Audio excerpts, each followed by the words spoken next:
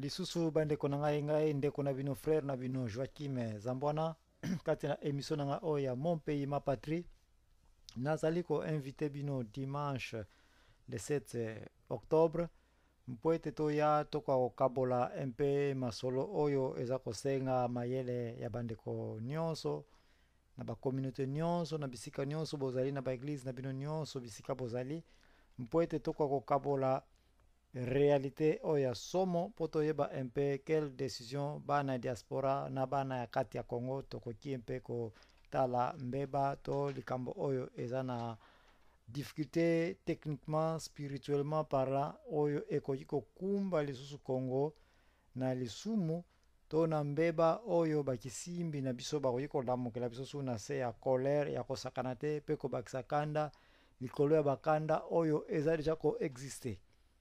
Alors likambo oyo tokolobela ezali précisément ya mois d'octobre oyo. Mois d'octobre depuis toujours ezalaka mois oyo to kokanisaka liwa ya mbuta na biso, papa na biso, mvuluzi na biso, prophète de la nation na biso, papa Simon Kimbangu mutakufaka le 12 octobre 1951 kati na Lubumbashi. Mbeba ya liboso ezali ete soki papa Simon Kimbangu azalaka un américain, un français, batu ya bamboka ya loposo ya pembe, nde date na ye ya kobotama, mais surtout date ya liwa nde ezali memorial. Memorial dans le sens que nde ezali date moko ezali férié.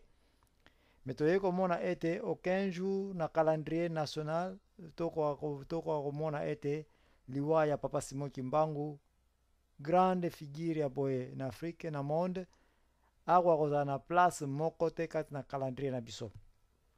Problème eza nango te.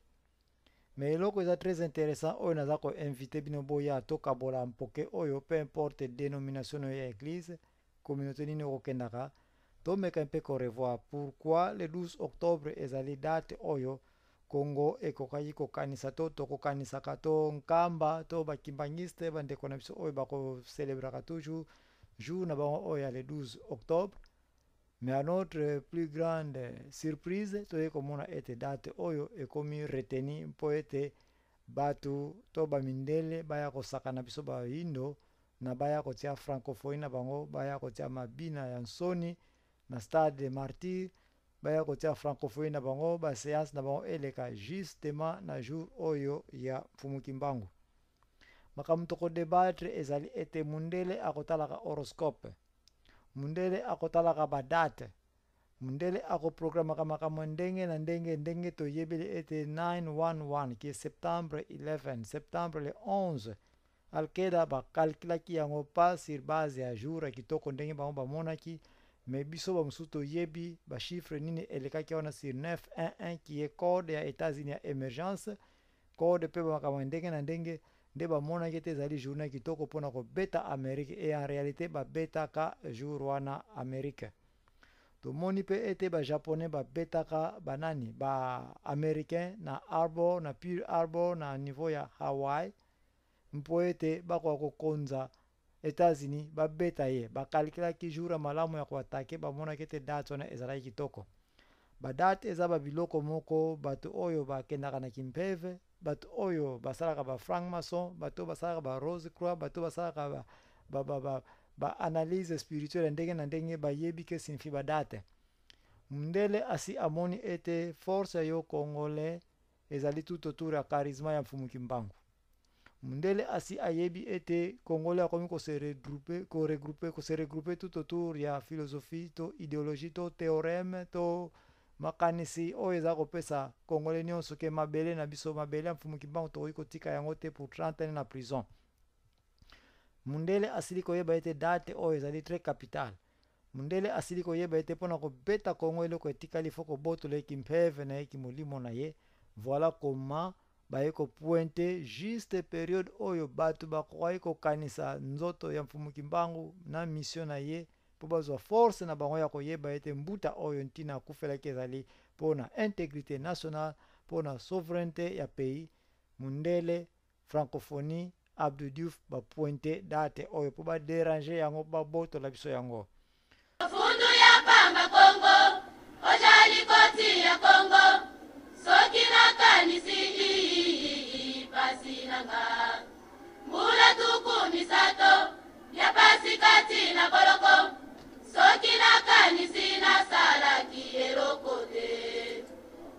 wanapona lokumu nayo Kongo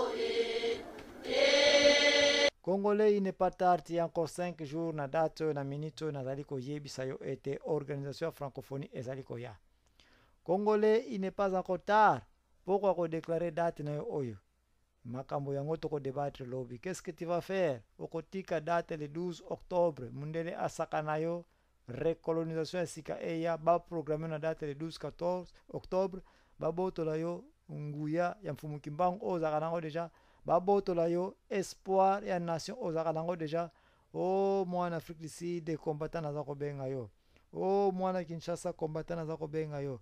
Oh mwana combattant na Paris na Kinshasa na Bas-Congo na Équateur na Bandundu na Kasai Oriental Kasai Occidental na Maniema na Kivu naza kosenga yo na Nord Kivu na Sud Kivu naza kosenga yo mwana Katanga biso nyonso tika totelema na bon moko toyeba ete mundele plan asalaki biso ya buzoba nkamba ya bakimbangiste naza kosenga bino na tango deba ekozala bapasteur kimbangiste bakambi ya eglise kimbangiste boyebisa biso mpe bozalaki wapi na tango date oya le 12 octobre oyo bino bokogardaka depuis toujours boyebi yango koleka nation koleka banon kimbangiste.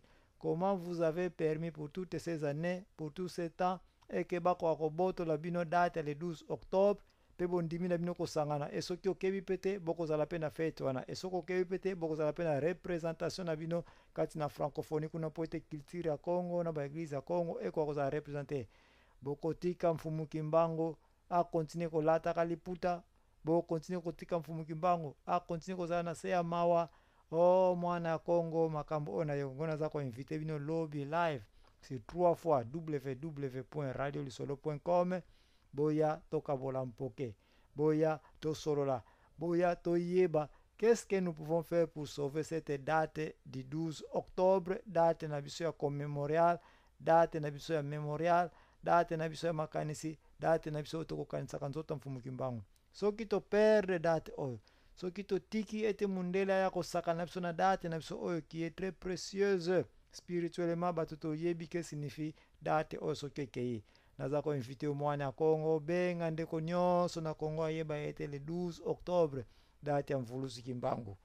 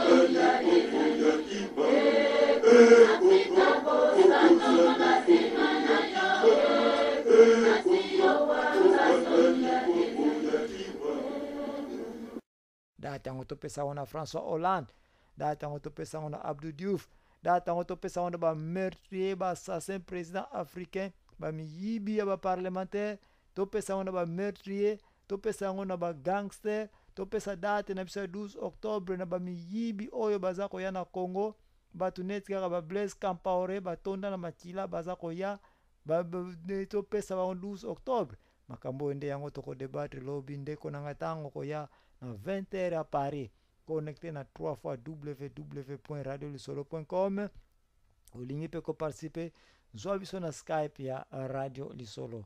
Ngai ndeko na bino frère na bino Joachim Zambwana kati na émission na ya Mon Pays Ma Patrie.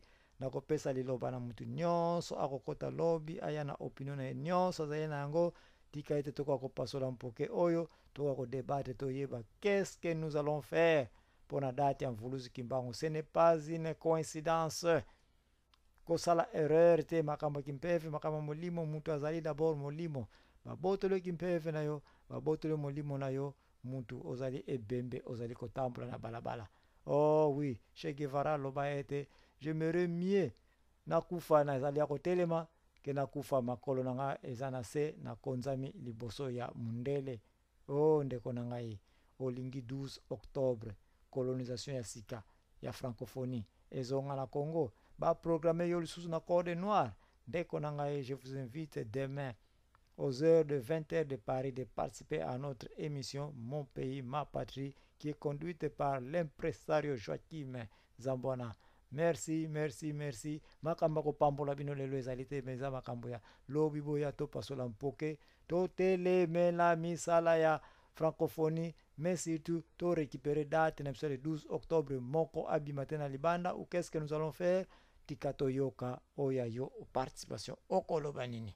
Alléluia, alléluia, alléluia. Jaliko sepela mbula tukumitano utaosua kibosomi ya motili ujenga iwa na wako mbole ukananga ubusani na ngabo solega ipo na yo ubusani na ikimangu na pesa kiyo pasina yo tosila la lengeni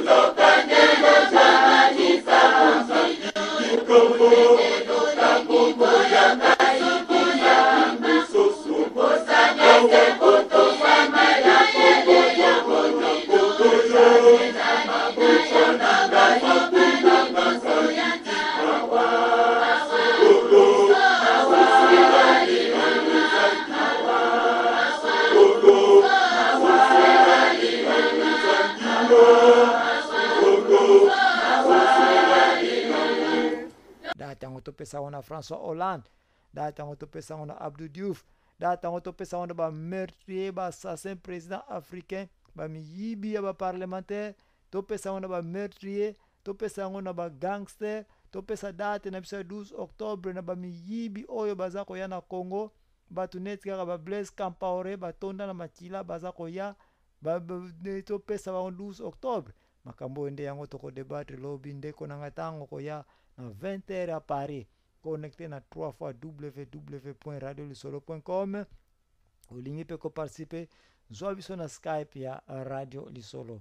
Ngai ndeko na bino frère na bino Joachim Zambwana kati na émission na ya Mon Pays Ma Patrie, na kopesa liloba na mutu nyonso akokota lobi aya na opinion na nyonso azaye na yango, tika ete toka kopasola mpoke oyo toka ko débattre toyeba qu'est-ce que nous allons faire pour la date ya mvuluzi kimbango. Ce n'est pas une coïncidence. Kosala erreur te makambo kimpefe makambo molimo mutu azali d'abord molimo, babotolo kimpefe na yo babotolo molimo na yo mutu ozali ebembe ozali kotambola na balabala.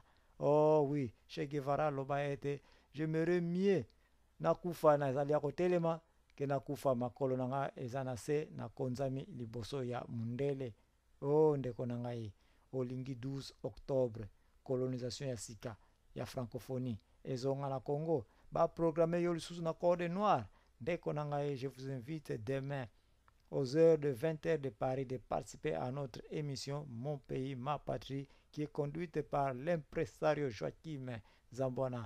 Merci, merci, merci. Makamba ko pambola bino lelo ezalite meza makambo ya lobi boya to pasola mpoke to telemela misala ya francophonie, mais surtout to récupérer date na le 12 octobre moko abimate na libanda. Ou qu'est-ce que nous allons faire? Tikato yoka oya yo participation okoloba nini. Alléluia, alléluia, alléluia.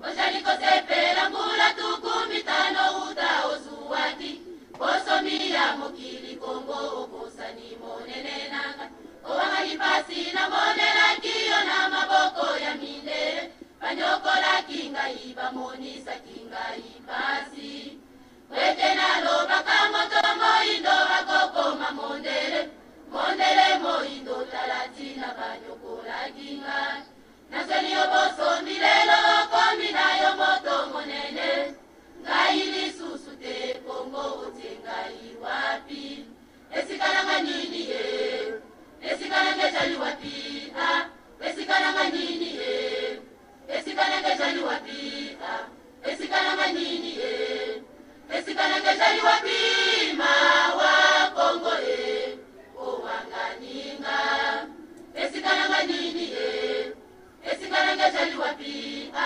Esikana nini ye Esikana ngejali wapi Esikana nini ye Esikana ngejali wapi mawa Kongo ye Owanganinga Afrika bozana mamazima nayo Asiyo wakazonda Afrika bozana mamazima nayo Asiyo wakazonda Afrika bozana mamazima nayo Asiyo wakazonda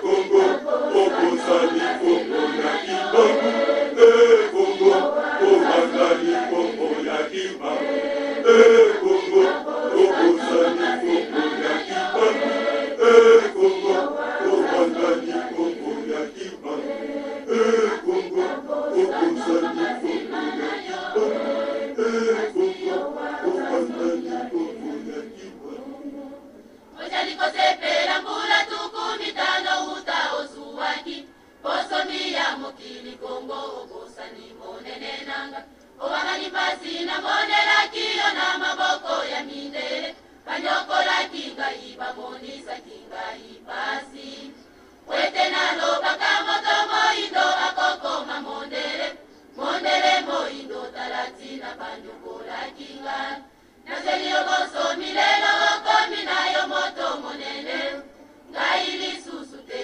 Kongo ote ngai wapi Esikana nini ye Esikana ngejali wapi Esikana nini ye esikalanga nini esikalanga jali wapima wa Kongo owanganinga esikalanga nini esikalanga jali wapima esikalanga nini esikalanga jali wapima esikalanga nini esikalanga jali wapima data ngotopesa ona François Hollande data ngotopesa ona Abdou Diouf data ngotopesa ona ba meurtrier ba assassin président africain ba miyibi ya ba parlementaire topesa ona ba meurtrier topesa ona ba gangster topesa date na bisa 12 octobre na ba miyibi oyo bazako ya na Congo batu neti kaka ba Blaise Compaoré batonda na makila bazako ya topesa ba 12 octobre makambo ende yango toko débattre lobby ndeko na ngatango ko ya na 20h à Paris connecté na 3 fois www.radiolisolo.com olingi pe ko participer zwa biso na Skype ya Radio Lisolo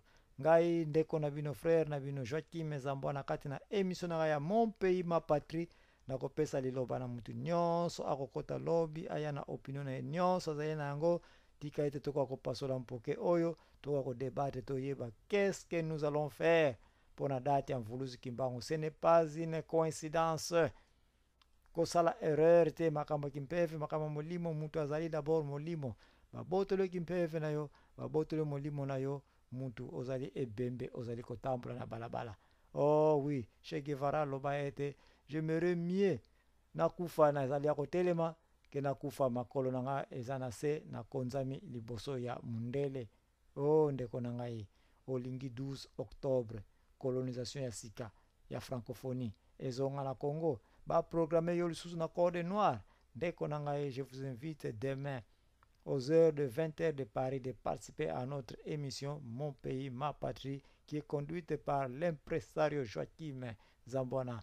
Merci makamba ko pambola bino lelo ezalite meza makambo ya lobi boya to pasola mpoke to teleme la misala ya francophonie mais surtout to récupérer date na le 12 octobre moko abimate na libanda ou qu'est-ce que nous allons faire tikato yoka oya yo participation okoloba nini. Alléluia alléluia alléluia. Jaliko sepela mbula tukumitano utaosua kibosomi ya motili ujenga iwa na wako Ukananga ubusani misato ya ngamo ipo na yo ubusani wala zaidi manguna pesa kio pasina yo tosila la lengeni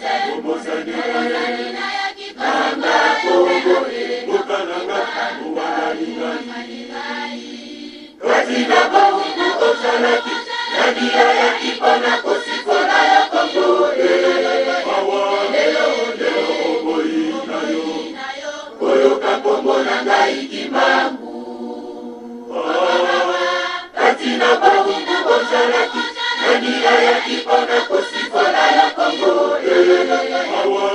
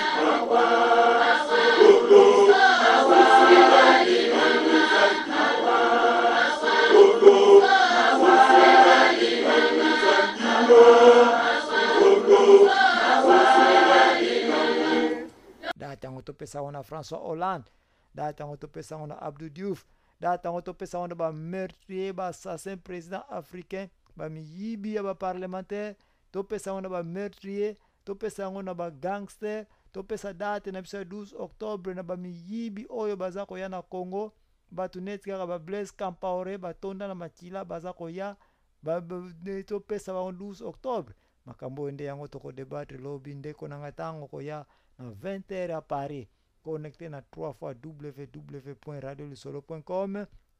olingi pe ko participer zwa biso na Skype ya Radio Lisolo.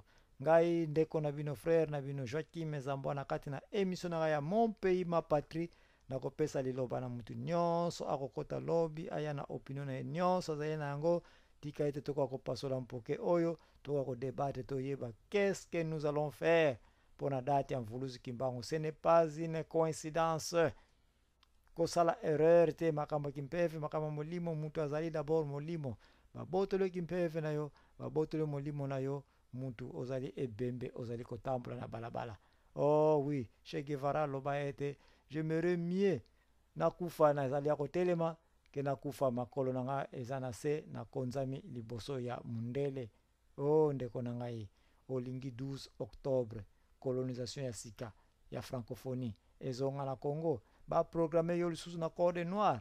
Ndeko na ngai, je vous invite demain aux heures de 20h de Paris de participer à notre émission Mon Pays Ma Patrie qui est conduite par l'impresario Joachim Zambwana.